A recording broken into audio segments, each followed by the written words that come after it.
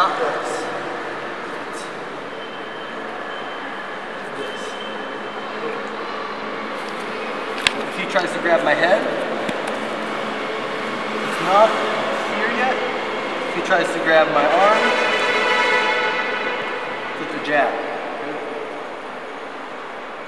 Notice I'm sitting back and down, and his hips are on the ground. I need to keep his hips on the ground. If his hips come up, I have to start over. So if I start doing this and he lifts his hips up, start over. Okay. So almost all of my weight here. This just stops it. Take my knee and put it right in his hip joint socket. Yes, his butt cheek. Right here. And I'm gonna open my base. Sit back. I can hang out here. Then we'll open. It might take 10 or 15 seconds. So, one more time. Here, in the armpits, ribs, solar plexus, hip. Now I should be able to do this one-handed. Should be able.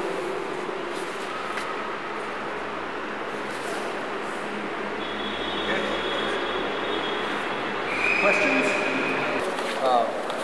I find there's more control this way, so this is the way that I go.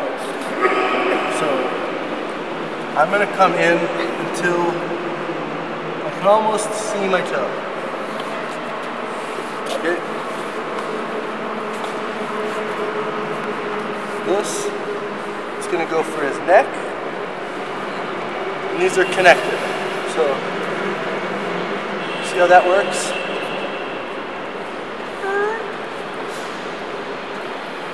While that happens, this is gonna put his leg on my shoulder.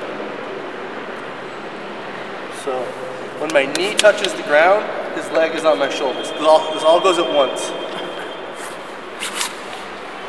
Yes? If I do it correctly, it shouldn't hurt. I should be here with my foot hooked. I call this a stapler. You know, stapler. His leg is stapled to the ground. And this is up. This is here. This goes up. Now you can kick his foot up. Kick.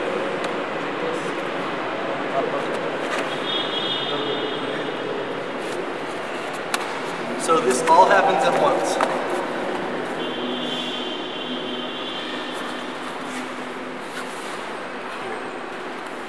Yes. The whole body movement is very strong. Come hug the head. Put my hands together. Comfortable, right? So at this point, they will be asking you to pass their guard. Some people you can submit them right here.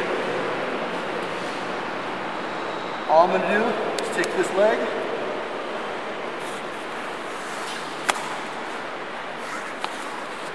Here. With Brock Lesnar. Yeah.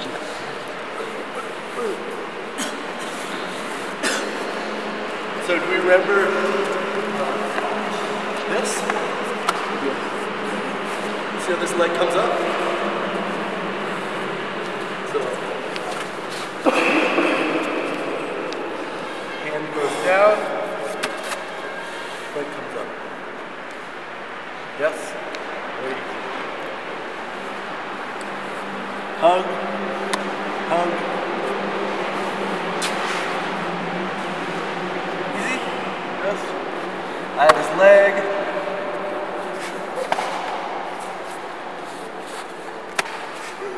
Yep.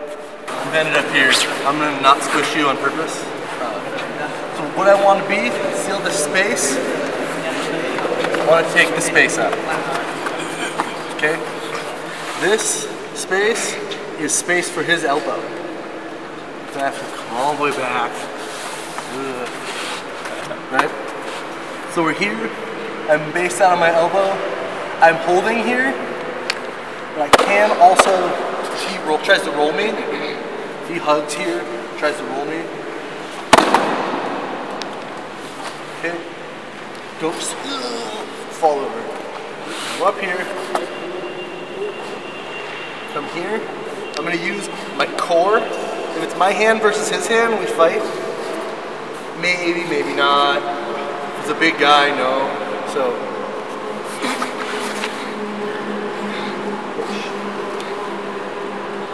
Here. Hook.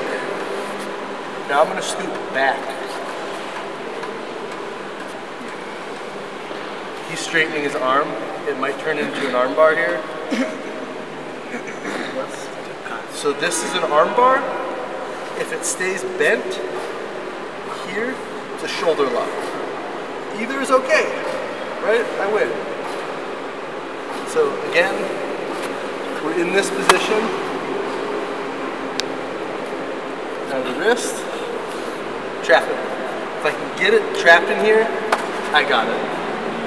Now I'm gonna scoop down. I don't go up here. He's very flexible. I need a little assistance. Forward. Yes. We'll do it. Okay? Climbing. There's a hook grip. This is not as strong as this. Armpit. Elbow on the hip.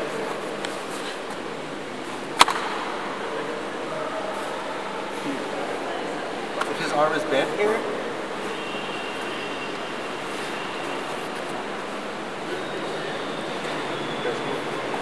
up here,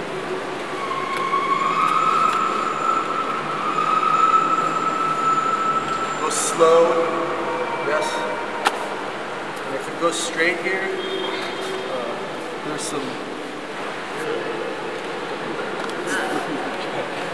you can do it, but don't do it. I'm going to be going for this. So a lot of times it will be up here. So I'm going to comb my hair. Hello ladies. Grab the wrist. Monkey grip. And then not like this. Here. Motorcycle. My elbow to the ground. Slide down towards his hip. Turn over. Remember we have the chest pressure in the center. So I'm going from side chest pressure to center chest pressure.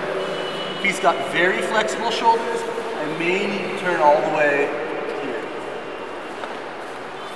Slide down. Should be very easy here. Pretty flexible shoulders. Up here is not going to work. He can straighten his arm out, punch out. So again, this one's not working. A lot of times they'll get it across. I can't submit it. I can always punch it. That's fine. And then this hand comes up when he's want to block. Punching, block. That's, so we can bypass needing this by punching him. Punching makes things easier. So what's important here, this hand, open. You see how this opens? So if he's here, he's very hard. So even if it's in here, pull this down and open. Still hidden a little bit. Yes. Elbow to the mat. Hip switch. Fix it. Dig a little bit. Come down. You always stay tapped. You're good. If I need to go extra far, now we're yes. So no thumbs. Pull in, keep it back. Out here, very difficult. Here. Yes. If I'm having trouble getting it off of his chest, I'm going to drive with my hips across his body, not into his body.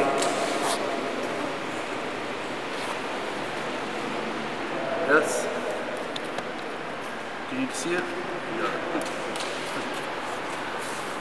Okay, very important. Pull that arm up. Alright? So it's really perspective. It's also good to have tact. No, like I've seen Jose Aldo. Yes. Jose Aldo, he never goes for the ground to try to avoid it. Is it possible to train those kind of? Like Nick Diaz. If he gets taken down, he's got a very offensive guard. It makes the person afraid, and then he gets up. Wrestling is very tired, so there is a body type issue. Depending on who I'm fighting, I then have to change my strategy. Against you, I wouldn't strike. Against someone shorter and more muscular, I would probably strike against that guy. Unless he's Roy Nelson. So there's some amount of, you only have so much time. In MMA, you see everyone loses. Floyd Mayweather has such a small spectrum of rules to work within, he can perfect those. If you put him in an MMA ring, he's asking. All predators in the animal kingdom tend to be grapplers. All prey tend to be strikers. That's not the same as a one-on-one fight. But when striking... Which is different from one fighter to another fighter. Yes, sure. If you put it in the way, if you know someone's going to come hunt you, and hunt you, and hunt you, striking them is probably the right idea. If they're going to back up, wrestle them. I went with some sort of Muay Thai, Kung Fu, punch, grapple. If it's going to go like this, like Randy Couture type, dirty boxing. So what range you're going to fight in, if you're going to chase the person down, you don't want to chase them down like this, right? If they're going to chase you down, you don't want to, you want to circle. So there's a time for each. It's really interesting. I think animal styles exist in martial arts for this exact question. Depends on what the other person's doing. And if you're Anderson Silva, you can kind of morph into this guy, into that guy. Do you play poker at all? Did you ever watch World Series of Poker on TV? So there's this one guy that wrote, there's 7 different poker personalities. There's a guy that'll just go crazy and bet everything when he has nothing. There's the person who always stays back and is calculated. And then on the top, there's the person that knows all of those people and can be the one that beats him. Yes? Yeah, it's very difficult. So if you do all good basic movements and you focus on your head, then you're fine. Anderson Silva doesn't, he just does like, that's it. Because his head was good. And then he broke his leg, and then his head was weird. But sports psychology is more important than knowing moves. It's pretty easy to bend someone's arm, right? I feel weird sometimes. I'm like, this guy like really wants to win. He's gonna go home to his family and be all sad. And then I go like, oh, it's not about it. So that's what's working for me now. I used to let the guy do something and figure out how to beat it. If someone's as good as you,